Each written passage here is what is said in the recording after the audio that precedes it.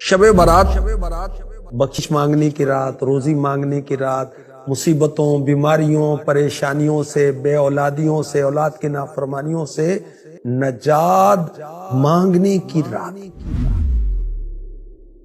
اس کے بارے میں اللہ کے حبیب صلی اللہ علیہ وآلہ وسلم نے فرمایا، جب شعبان المعظم کی 15ویں رات شب برات آئے تو اس میں عبادت کرو، دن میں روزہ رکھو۔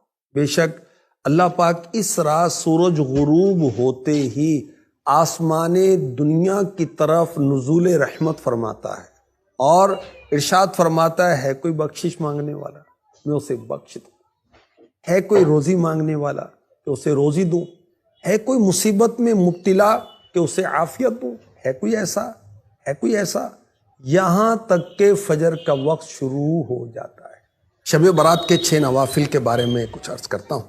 امیر المؤمنین پہلی صدی کے مجدد حضرت سیدنا عمر بن عبدالعزیز رحمۃ اللہ تعالی علیہ ایک مرتبہ شعبان المعظم کی نصف رات یعنی 15ویں رات یعنی شب برات عبادت کر رہے تھے۔ آپ نے جب سر اٹھایا تو ایک سبز پرچہ ملا جس کا نور آسمان تک پھیلا ہوا تھا۔ اس پر پتہ کیا لکھا ہوا تھا؟ هذه براءة من النار من الملك العزيز لعبده عمر بن عبد العزیز۔ خدائے مالک و غالب کی طرف سے یہ جہنم کی آگ سے آزادی کا پروانہ ہے جو اس کے بندے عمر بن عبد العزیز کو عطا ہوا ہے۔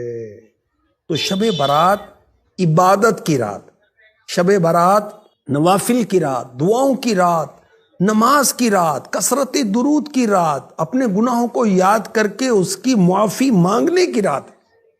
اور اولیاء کرام کی یہ روٹین رہی کہ وہ شب برات پر مغرب کی نماز کے فرض اور سنتوں کے بعد 6 رکعت 2 کر کے پڑھتے تھے۔ پہلی 2 رکعتوں میں یہ نیت، یا اللہ ان 2 رکعتوں کی برکت سے مجھے درازی عمر بالخیر عطا فرما۔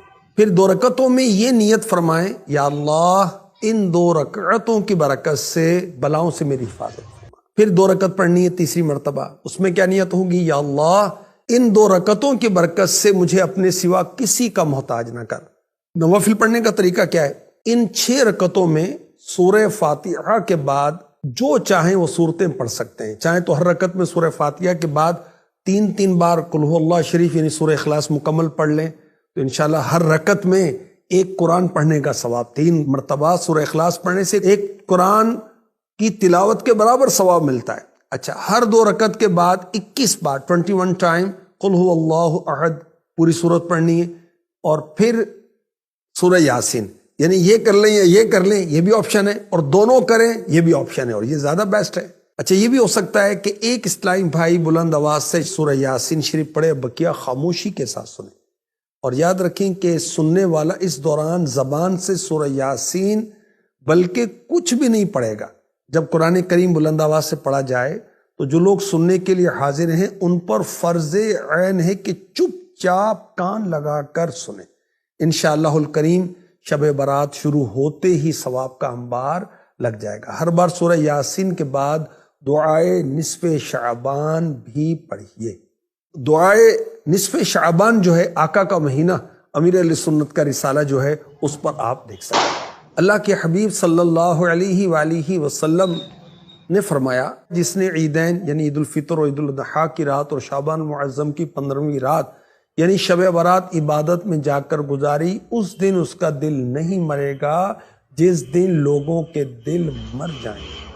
آخری نبی مکی مدنی صلی اللہ علیہ وآلہ وسلم نے فرمایا، میرے پاس جبریل امی علیہ السلام آئے اور کہا، یہ شعبان کی 15ویں رات ہے، اس میں اللہ پاک جہنم سے اتنوں کو آزاد فرماتا ہے جتنے بنی کلب کی بکریوں کے بال، مگر مشرک اور عداوت کیا مطلب ہے؟ دشمنی رکھتے ہیں آپس میں ایک دوسرے سے، اور رشتہ کاٹنے والے یعنی خونی رشتے ہوتے ہیں ان سے تعلقات ختم کر لیتے ہیں، تکبر کے ساتھ ٹخنوں سے نیچے کپڑا لٹکانے والے، والدین یعنی پیرنٹس ماں باپ کی نافرمانی کرنے والے، اور شراب کے عادی کی طرف اللہ پاک نظر رحمت شب برات میں بھی نہیں فرماتا۔ حدیث پاک میں ہے، جو کوئی شب برات میں 100 رکعت پڑھے